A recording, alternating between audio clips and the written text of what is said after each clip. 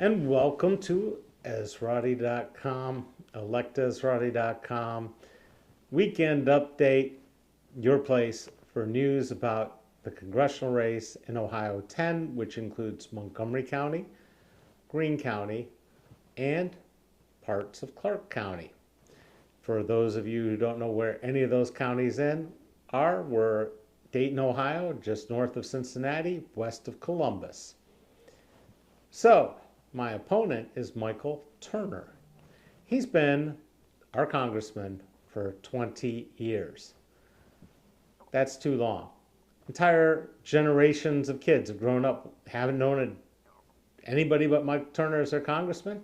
And the crazy thing is, they've never met their congressman because he never comes here and talks to people unless they're giving him large sums of money. Speaking of large sums of money, that's what we saw being spent in the race for the Ohio Senate seat abandoned by Rob Portman. Rob Portman was a good old boy from Cincinnati who just sort of coasted along, not doing a whole lot of anything, who sort of talked a lot about trade. That was his big thing. And for some reason, he decided he'd had enough. And so we had a gaggle of Trumpers falling all over themselves, mostly millionaires or backed by millionaires or billionaires even, trying to out-Trump each other to become the Republican candidate for Senate. $80 million is a lot of money for a job that pays $200,000 a year. That's what's wrong with our political system. But do we know where that money came from in real time? Do we know who did it? Nope, no such thing. Because while we worry so much about you and me, Joe Voter, on committing election fraud and voting twice and all this other stuff, we don't care about campaign finance limits or where the money came from or who was giving money to who and what they were getting for it. Nope, we just look the other way and say, corporations are people too. At least that's what Citizen United said. So, back to one of my primary, absolute, mandatory things I want to achieve in 2 years in Congress is to have the FEC have a donor registration system where in order to donate to any federal candidate, you've got to go, register yourself, disclose all your connections, all your government contracts, a lot more than just who you are and who employs you. If you're going to donate more than a certain amount, if you're like, the average donor under $500, under $1,000, none of that has to matter. Okay, you can just donate at will.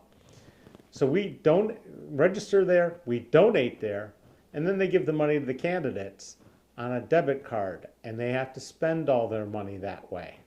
And everything gets tracked, so you know where the money came from, where it went in real time. Be kind of innovative, kind of new. It's creative thinking. That's something you don't get out of most people in Congress. Why not? Because they're just there for the money. They're not there to represent you. They don't care about you. Need an example? Half percentage point increase on debt, on loan rates, interest rates from the Fed. Who are we really affecting? We're affecting every poor person who's already paying too much for gas, who's paying too much for food, who's paying too much for lumber, who's paying for everything else. They're going to pay 5% more on half percent more or more on their credit cards. When what the real problem is, where the money's been burning through, has been in the billionaire Wall Street wizards group who've been churning the stock market to new heights and playing games with money. If you really want to stop inflation and you want to stop people from profiteering on the after effects of the pandemic, first thing I'd think about is a transaction tax on Wall Street. You want to buy and sell parts of a company and hold it for a millisecond or 20 milliseconds while you're playing casino, slot machine, gambling on the price of stocks? Screw you. You pay an outrageous sum per share on the sale. Something like, I don't know, 20% on any profits realized in the share. Investing in stock, investing in a company is something we do long term. So if you don't hold the stock a year, sorry, buddy, you're not investing, you're gambling. And I don't have any need to watch our markets be so volatile and things, the economy be judged by what you do on Wall Street. It's time to stop the Wall Street casino and get back to real capital funding for businesses. So you don't have to worry about companies struggling to get money or going out and borrowing while the interest rates are low and going crazy, because they can have access to real capital in exchange for equity. I know that's all kind of heavy-duty financial stuff, but I'm going to tell you something else.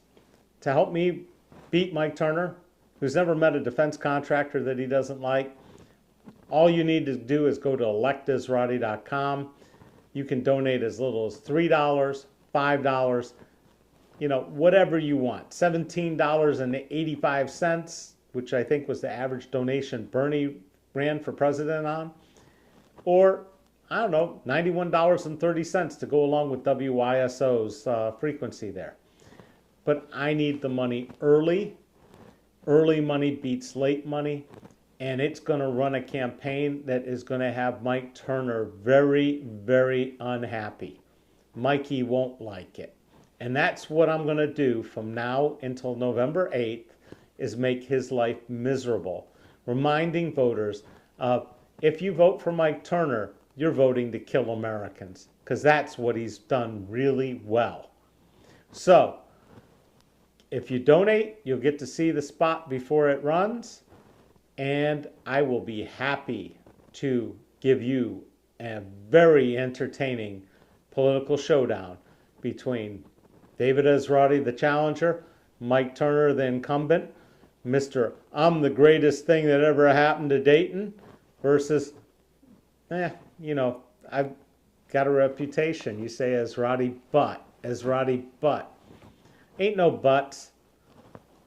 I'm talking the real deal here. We're going to straighten things out in Washington, and you're going to have a congressman that you can actually talk to, reach out to. I'm looking forward to my first comments during a live stream, and I hope you enjoy it. Again, I won't be here Monday. I will see you again Tuesday. Every day, 4 o'clock. Be here or be square. Thank you. Have a great weekend.